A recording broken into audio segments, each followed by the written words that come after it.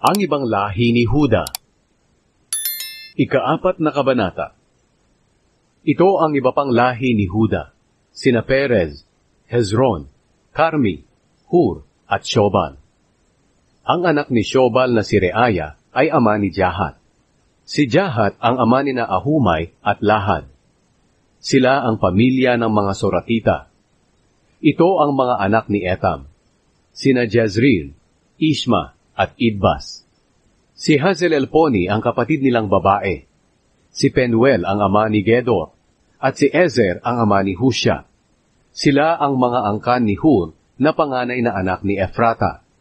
Si Hur ang ninuno ng mga taga Bethlehem. Si Ashur na ama ni Tekoa ay may 2 asawa, sina Hela at Naara. Ang mga anak na lalaki ni Naara at Ashur ay sina Ahuzam, Hefer, Temeni, at Hastari. Ang mga anak naman ni Hela at Ashur ay sina Zeret, Zohar, Etnan, at Koz.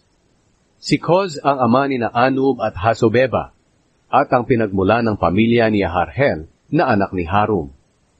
May isang tao na ang pangalan ay Jabez. Kagalang-galang siya kaysa sa mga kapatid niyang lalaki. Pinangalanan siya ng kanyang ina na Jabez, dahil sinabi ng kanyang ina, "Labis ako nahirapan sa panganganak ko sa kanya." Nanalangin si Jabez sa Diyos ng Israel, "Pagpalain niyo po sana ako at palawakin ang aking nasasakupan. Samahan niyo po ako at ilayo sa kapahamakan para hindi ako masaktan." At dininig ng Diyos ang kaniyang kahilingan. Si Kelub na kapatid ni Shuha ang ama ni Mehir. Si Mehir ang ama ni Eston, at si Eston ang ama ni Betrafa, Paseya, at Tehina. Si Tehina ang ama ni Irnahas. Sila ang angkan ni Reka. Ang mga anak na lalaki ni Kenaz ay sina Otniel at Seraya. Ang mga anak ni Otniel ay sina Hatat at Meonotai. Si Meonotai ang ama ni Ofra. Si Seraya naman ang ama ni Joab, na nagtatag ng lambak ng mga panday. Tinawag itong lambak ng mga panday dahil doon nakatira ang maraming panday. Ito ang mga anak na lalaki ni Caleb na anak ni Jefune, sina Iru, Ela, at Naam. Ang anak na lalaki ni Ela ay si Kenaz. Ang mga anak na lalaki ni Jehalelel ay sina Ziph, Zifa, Tiraya, at Asarel. Ang mga anak na lalaki ni Ezra ay sina Jeter, Mered, Efer, at Jalon. Asawa ni Mered si Bitia na anak ng Paraon. Ang mga anak nila ay sina Miriam, Shammai, at Ishba. Si Ishba ang ama ni Estemoa. May asawa rin si Mered na taga Judea, at ang mga anak nila ay sina Jered na ama ni Gedor, Heber na ama ni Soko, at Jekutiel na ama ni Zanoa. Napangasawa ni Hodaya ang kapatid ni Naham. Ang isa sa mga anak niya ay ama ni Keila na Garmita, at ang isa naman ay ama ni Estemoa na Maakateo. Ang mga anak na lalaki ni Shimon ay sina Amnon, Rina, Benhanan, at Tilon. Ang mga angkan ni Ishi ay sina Zohet at Ben-Zohet. Ito ang mga angkan ni Shela na anak ni Huda, si na ama ni Leka, at si Laada na ama ni Maresya, at ang pamilya ng mga tagagawa ng telang linen sa Bet-Ashbeya. Ito pa ang mga angkan ni Shela, si Jokim, ang mga mamamayan ng Kozeba, si Joash, at si Sarah, na namuno sa Moab at sa Jashubi-Lehem. Ang talaang ito ay mula sa matagal ng dokumento. Sila ang mga magpapalayok na nakatira sa Netaim at Gedera. Nagtatrabaho sila para sa hari. Ang angkan ni Simeon. Ang mga anak na lalaki ni Simeon ay sina Nemuel, Jamin, Jarib, Zera, at Shaul. Si Shaul ang ama ni Shalom. Si Shalom ang ama ni Mibsam. At si Mibsam ang ama ni Mishma. Si Mishma ang ama ni Hamuel. Si Hamuel ang ama ni Zakur. At si Zakur ang ama ni Shimei.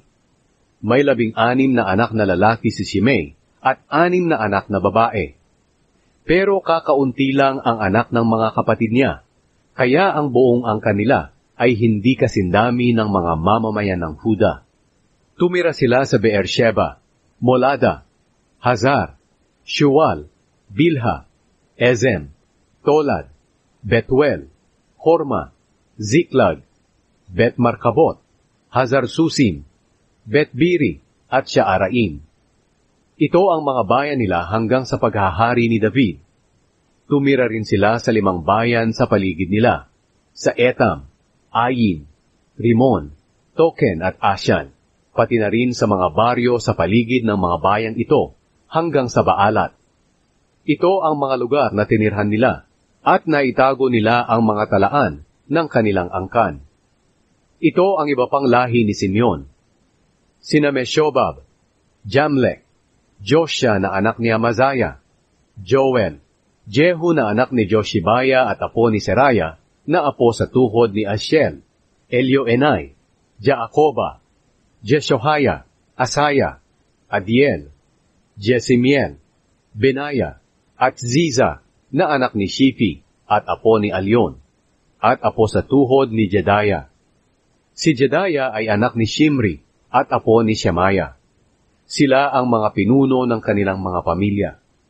Lalong dumami ang pamilya nila, kaya napunta sila sa hangganan ng Gedor sa gawing silangan ng lamba. Naghanap sila roon ng mapagpapastulan ng kanilang mga tupa, at nakakita sila ng mayabong at magandang pastulan. Malawak ang lugar na ito at mapayapa. Doon dati nakatira ang ibang lahi ni Ham. Pero noong panahon na si Haring Hezekiah ang hari ng Huda, nilusob ang lahi ni Ham ng lahi ni Simeon, na ang mga pangalan ay nabanggit sa itaas. Nilusob din nila ang mga Meuneo, na doon din nakatira, at nilipol nila sila ng lubusan. Pagkatapos, sila ang tumira roon hanggang ngayon, dahil mayroong pastulan doon para sa kanilang mga tupa. Lumusob ang 500 sa kanila sa kabundukan ng Seir.